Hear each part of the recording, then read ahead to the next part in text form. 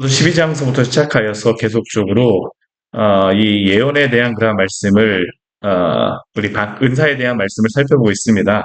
근데 이 은사에 대한 그런 말씀은 우리 11장서부터 시작하여서 예배에 대한 그런 말씀 가운데에 주시는 말씀이기도 합니다. 우리가 하나님을 예배하는 것, 은사를 나타내는 그 뭐 여러 가지 은사를 나타내는 것도 하나님의 예배 가운데 나타내는 것이죠. 우리가 특별히 성도의 성도됨을 우리가 누리고 즐길 수 있는 그러한 장소가 바로 이 예배 시간입니다. 하나님의 어떠하심과 하나님의 그 위대하심을 또한 체험하고 볼 수 있는 자리가 바로 이 예배 시간이기 때문입니다. 그런데 우리가 이 은사적인 그런 지금 하나님이 물론 주신 것이지만 그것이 제대로 잘 이행되지 못하면 어떻게 할까요? 하나님의 그 예배가 하나님의 영광이 드러나지 않고 오히려 인간의 영광이 나타날 수밖에 없기 때문이죠. 그렇기 때문에 사도는 지금 이 예배라고 하는 그런 큰 주제 가운데에서 그 가운데에 은사에 대한 측면을 말씀하고 있습니다. 우리가 어제 말씀에서도 이 예언과 방언을 비교하면서 사도가 은사에 대해서 말씀하는 것을 보았습니다. 우리가 한 가지 기억해야 될 것은 예언과 방언이라고 했을 때 은사적인 이 사도가 물론 예언에 대하여서 더 중요하게 앞에서 이야기하는 것 같지만 그러나 이 모든 것이 다 누가 주신 것입니까? 하나님이 주신 것입니다. 하나님이 주셨어요. 하나님이 주셨어요. 이 은사라고 하는 것을 우리가 함부로 여기면 또 안 되는 것입니다. 왜냐하면 하나님이 주신 것이기 때문입니다. 그것을 어제 말씀에서는 예언이 그래서 더 중요하다라고 또 가치 있는 것처럼 사도가 이야기하시면 오늘 말씀을 보게 되면 그렇지만은 않습니다. 우리가 이 은사에 대한 말씀을 사도가 이야기하면서 두 가지를 크게 당부하는 게 있습니다. 첫 번째는 어제 말씀에서 보았던 게 무엇입니까? 교회의 덕을 세우기 위하여서 이 은사를 행하라고 이야기를 하죠. 오늘 말씀에서는 무엇을 이야기할까요? 질서 있게 하라고 이야기합니다. 질서 있게. 하나님의 교회가 교회되기 위하여서 하나님의 덕을 세우는 것이 예배를 드리는데 하나님의 덕을 세우지 않고 질서가 드러나지 않게 되면요. 이 예배가 예배답지 못하기 때문입니다. 오늘 말씀 한번 보십시오. 오늘 그 20절 말씀을 보게 되면요. 이렇게 시작하고 있습니다. 우리 같이 한번 읽어볼까요? 형제들아 지혜는 아이가 되지 말고 악에는 어린아이가 되라. 지혜는 장성한 사람이 되라. 어린아이와 어른하고의 장성한 사람하고의 차이가 무엇일까요? 기다리느냐, 기다리지 못하느냐입니다. 오늘 말씀도 사실 그것을 이야기하고 있는 겁니다. 사실 이 고린도 교회는 스스로가 지혜 있다라고 하는 사람들이 모이는 사람들입니다. 여기는 헬라의 철학들이 굉장히 발달한 지역이었었고요. 이 사람들은 지혜를 추구하는 것에 굉장한 그 열심이 있는 사람들이었습니다. 근데 사도는요, 지금 지혜에 대해서 이야기하고 있습니다. 너희가 지혜는 어린아이가 되지 말고 악에는 어린아이가 되라. 지혜는 장성한 사람이 되라고 이야기합니다. 왜 사도가 이 이야기를 하고 있습니까? 질서가 없기 때문입니다. 기다리지 못하고 있기 때문입니다. 그들이 하나님을 예배하는 그 장소에서 질서 있게 하나님을 예배하지 못해요. 참지를 못합니다. 어떠한 모습 가운데 그들이 드러나 있을까요? 어제 말씀에서 사도가 교회 덕을 세우기 위하여서 이 방언에 대하여서 이야기할 때 덕을 세우기 위하여서 좀 자제할 것을 이야기하였습니다. 그리고 예언은 믿는 사람들을 향하여서 이게 더 유익한 것처럼 사도가 이야기하였어요. 그러다 보니까 이 고린도 교회 성도들이 거기에 대해서 오해하여서 이야기하는 게 있습니다. 그게 바로 22절에 나와 있는 말씀입니다. 우리 22절 말씀 같이 한번 해볼게요. 그러므로 방언은 믿는 자들을 위하지 아니하고 믿지 아니하는 자들을 위하는 표적이나 예언은 믿지 아니하는 자들을 위하지 않고 믿는 자들을 위함이니라. 이들이 여기서 두 가지를 이것은 사도 바울이 이야기한 것이 아니고 고린도 교회의 성도들이 이야기하는 것입니다. 방언은 누구에게 이게 유익이 있다는 것입니까? 믿지 않는 사람들, 불신자들에게. 그러면 예언은 또 누구에게 유익이 있다는 겁니까? 믿는 사람들에게 예언이 유익이 있다는 겁니다. 예언이 하나님의 말씀을 믿는 자들에게 이야기하게 되면 더 그것이 유익하다라고 사도가 앞부분에서 좀 말씀한 부분이 있다 보니까 이들이 또 거기에 대해서 이야기하면서 한 가지를 더 첨부한 것입니다. 무엇을 첨부한 것입니까? 방언은 믿는 자들을 위한 것이 아니고 믿지 아니하는 자들을 위한 것이고 예언은 믿지 아니하는 자들을 위하지 않고 오직 믿는 자들을 위함이라. 근데 예언이나 방언이나 다 하나님이 주신 것입니다. 중요한 것은 무엇일까요? 방언이라고 하는 것에서 어제 사도가 강조했던 것이 무엇일까요? 알아듣지 못하는 그러한 이야기를 하게 되면 그 교회 안에 있는 성도들에게 유익을 끼치지 못한다라는 것이었습니다.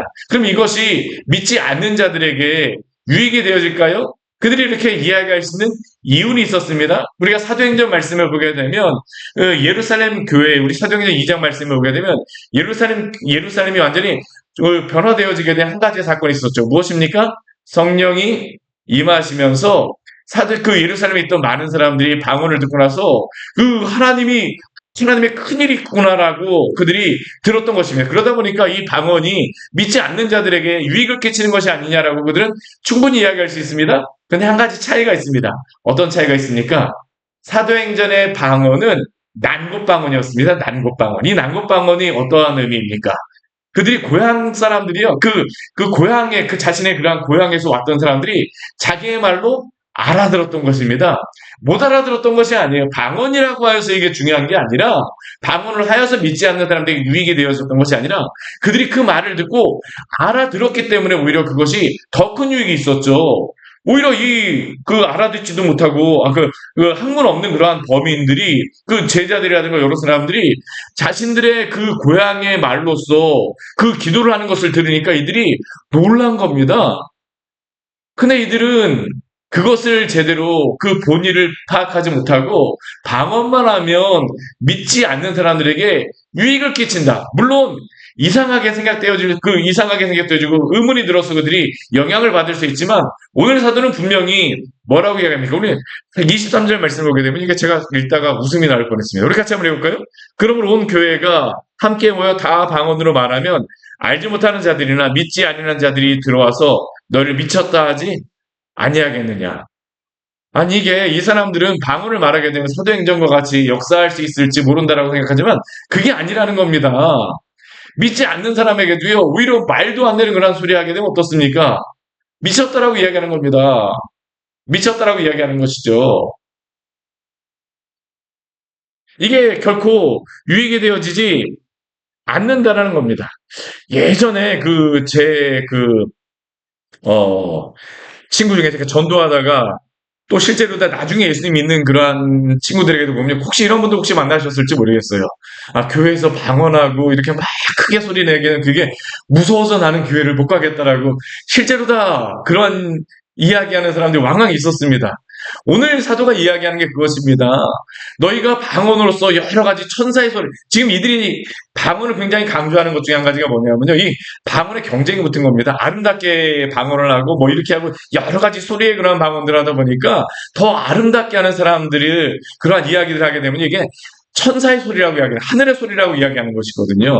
그러다 보니까 이들이 방언을 하려고 막 그랬었는데 문제는 무엇이냐면 이들이 그렇게 하면서 그 불신자들에게 이 사람들에게 유익을 끼친다라고 이야기를 하지만 오히려 그 반대라는 겁니다. 사도는 너희가 그렇게 하게 되면 너희의 말을 알아듣는 것이 아니라 너희를 못 알아듣기 때문에 미쳤다라고 이야기하는 단체로 다 미친 사람이라고 취급받을 수 있다는 겁니다. 근데 예언은 어떠한 특징이 있습니까? 오늘 24절 말씀을 보게 되면 뭐라고 하냐면요. 예언을 하게 되면 이게 알아듣는 소리이기 때문에 모든 사람이 그것을 통해서 무엇을 받습니까? 책망을 받습니다. 또 무엇을 받습니까? 모든 사람에게 판단을 받습니다. 또 어떤 일들이 일어납니까? 그 마음에 숨은 일들이 드러나게 되므로. 이 예언이라고 하는 것은 하나님의 말씀을 풀어서 설명하는 것입니다. 고린도전서에서. 하나님의 말씀을 풀어서 듣다 보면 어떻습니까? 하나님 그 말씀 가운데 성령이 역사하는 것이죠. 우리가 그 여러 그 말씀이라던가 뭐 예수님께서 요한복음 말씀이라던가 그 위에 뭐 여러 다른 말씀을 보게 되면 성령께서 이 말씀과 함께 역사하십니다. 그렇게 되면 어떻습니까? 허물과 죄로 죽어있던 사람들이 그 말씀 가운데에 그 자신의 죄가 무엇인지를 보게 되죠. 듣게 되죠. 성령이 역사하시게 되는 겁니다. 그러면 그 사람들이 어떻습니까? 회개하게 되어지는 것이죠. 오늘 이 말씀은 무엇을 이야기하는 거냐면 성령께서 그 말씀 가운데 역사하심으로 말미암아 그 마음에 숨은 인들, 그 죄악들이 드러남으로 하나님께 나오게 되는 겁니다.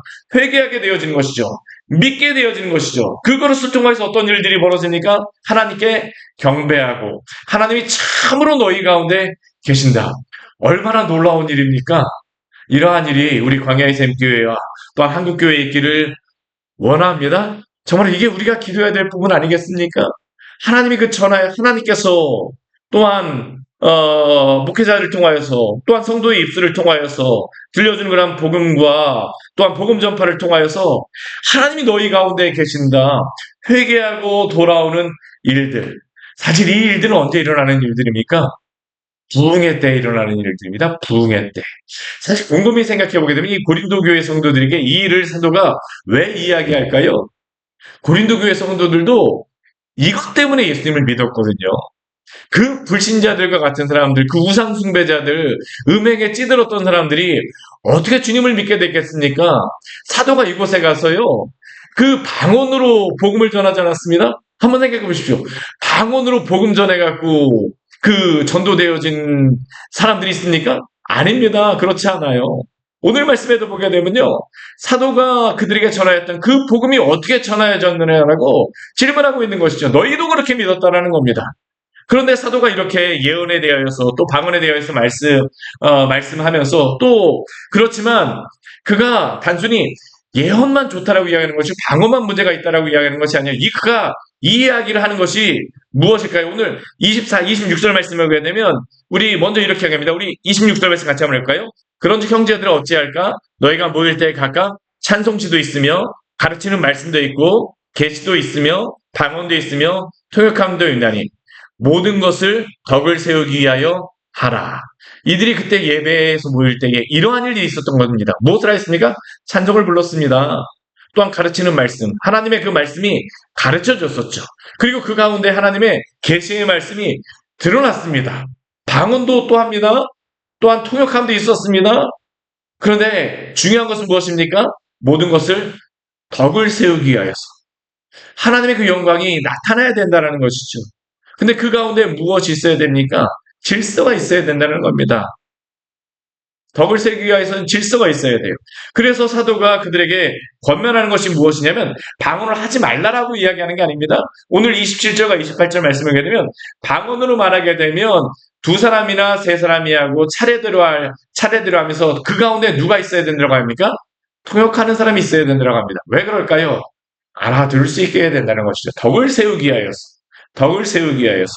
통역하는 자가 없으면 어떻습니까? 교회에서 잠잠하고 자기와 하나님께만 방언을 말하라고 이야기합니다. 그래서 예전 같은 경우에는 방언은 이렇게 같이 기도할 때는 하지 말라라고 예전에 목사님들이 하셨던 그러한 이유들이 바로 이것입니다. 왜냐하면 통역하는 자들이 있지 않게 되면 그 말이 제대로 잘 전달되지 않게 되어지죠. 그러나 그렇다고 해서 예언하기 때문에 막 해도 된다는 게 아닙니다. 예언에 대해서도 오늘 사도가 이야기합니다. 오늘 29절과 30절 말씀 같이 한번 읽어볼까요? 예언하는 자는 둘이나 셋이나 말하고 다른 이들은 분별할 것이요. 만일 곁에 앉아있는 다른 이에게 계시가 있으면 먼저 하던 자는 잠잠할지니라. 사도가 예언에 대해서도 분명히 제한을 둬요. 왜요? 예언도 함부로 막 와글와글하게 하면 안 된다는 겁니다. 예언할 때에도 둘이나 셋이 이렇게 이야기한다 할지라도 그것을 분별함이 있어야 된다는 겁니다. 분별함이 있어야 돼요. 그리고 이 예언할 때 누가 다른 사람이 예언을 한다라고 하게 되면 먼저 하던 자들이 잠잠함으로 말미암아 그 예언의 말씀이 나누어질 수 있도록 하라고 이야기하고 있는 것이죠. 우리가 이것을 알 수 있는 것이 무엇이냐면 우리 요즘에 주일 예배 끝나고 나서 말씀 나눔하잖아요. 그렇죠? 말씀 나눔할 때 우리 여러 사람이 여러 가지 말씀을 나눌 때 하나님의 말씀을 듣고 나서 우리가 나눌 때에 한 분이 이렇게 이야기하고 있는데 또 다른 분이 이야기하면 어떻게 될까요? 이게 나눠질 수가 없는 겁니다. 2명, 3명이서 막 그냥 서로 할 이야기가 은혜를 받았다라고 해갖고 서로 이야기한다라고 하면 어떻게 될까요? 은혜가 나눠질까요? 서로 마음만 상하는 겁니다. 오늘 사도가 그것을 이야기하는 말씀을 듣고 나서 너희가 그 말씀에 대해서 풀어서 서로 같이 나누고 이야기할 때에 질서 있게 하라고 이야기하는 것이죠. 왜 그렇습니까? 오늘 33절 말씀에 보게 되면 분명히 하나님이 하시는 그 사도를 통해서 주시는 말씀 있죠. 우리 33절 말씀 같이 한번 읽을까요? 하나님은 무질서의 하나님이 아니시오 오직 화평의 하나님이시니라. 하나님은 어떠한 하나님이십니까? 화평의 하나님이십니다. 덕을 세우기 위해서 하라는 겁니다. 하나님이 방언도 주시고 예언도 주시고 여러 가지 은사를 주셨으나 그것은 무엇을 세우기 위하여서요? 덕을 세우기 위하여서요. 화평을 세우기 위하여서 평안을 누리기 위하여서 그 안에 질서 있게 하라고 우리에게 말씀하신 것입니다.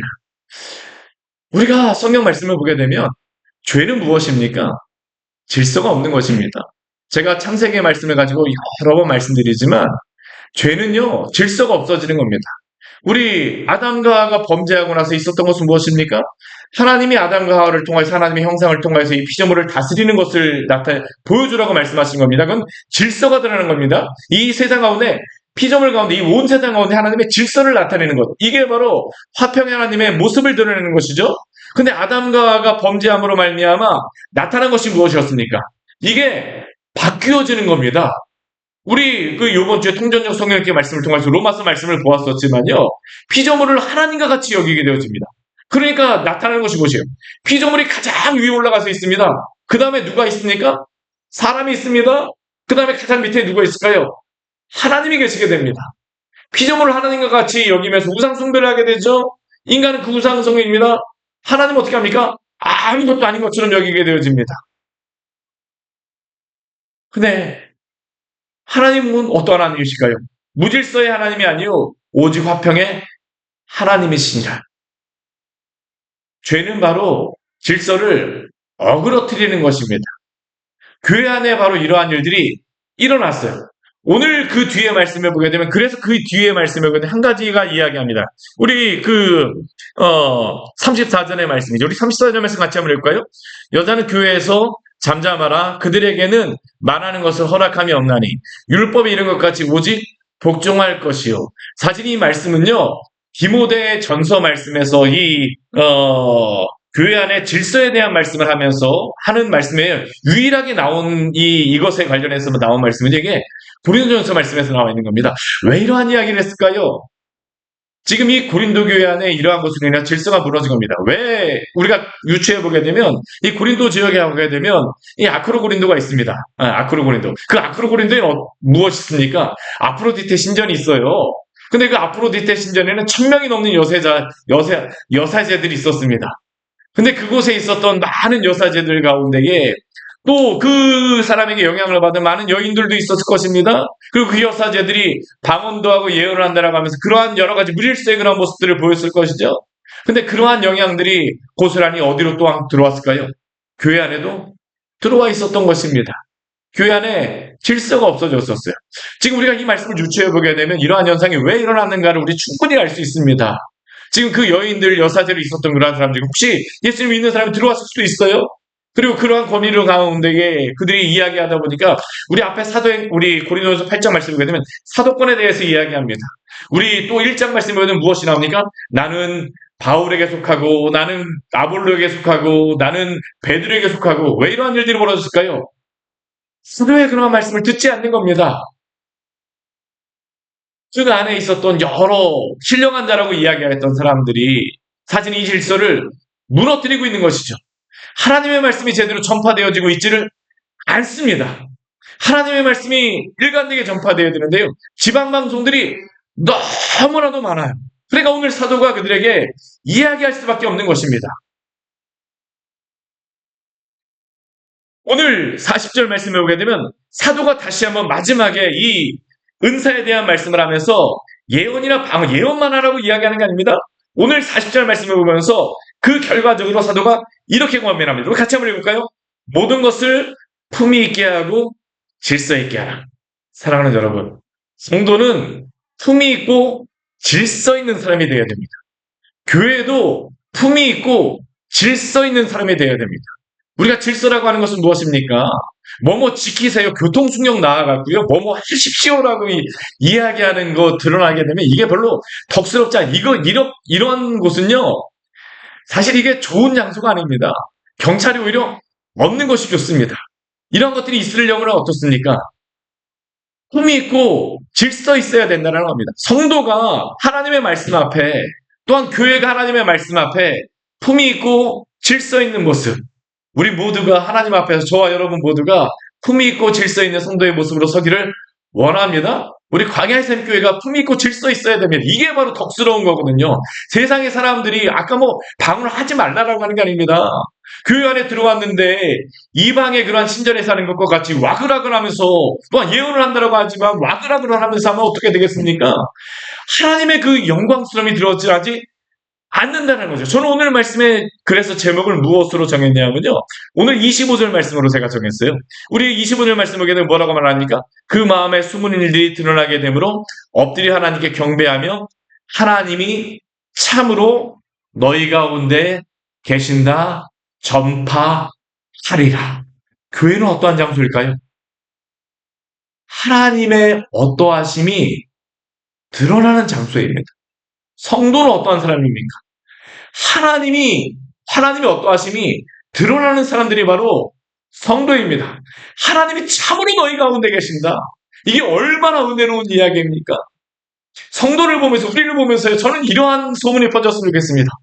화기의 샘교회 성도들을 보게 되면, 하나님 정말로 함께 하시는 것 같아. 이건 게임 끝입니다. 이러면 벌써 부흥되어지는 것이죠. 인간이 드러나는 게 아닙니다. 우리를 칭찬하는 게 아니죠. 누가 드러나시는 것입니까? 하나님이 드러나시는 것입니다. 하나님이 참으로 너희 가운데 계신다 전파되리라. 그러한 것들을 위해서 사도가 무엇을 이야기합니까? 덕스럽게 하고 질서 있게 하라고 이야기합니다.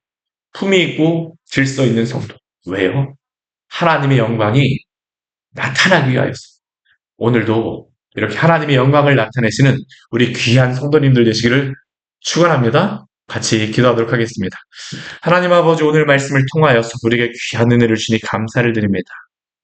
오늘날 참 이러한 품위 있고 질서 있는 교회의 모습, 또한 성도의 모습을 하나님 아버지 세상 가운데 나타내지 못합니다.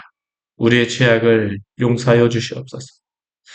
우리의 모습을 통하여서 많은 사람들이 참으로 하나님이 너희 가운데 계신다라고 사람들이 보아야 되는데 이러한 영광스러움을 나타내지 못하고 있습니다.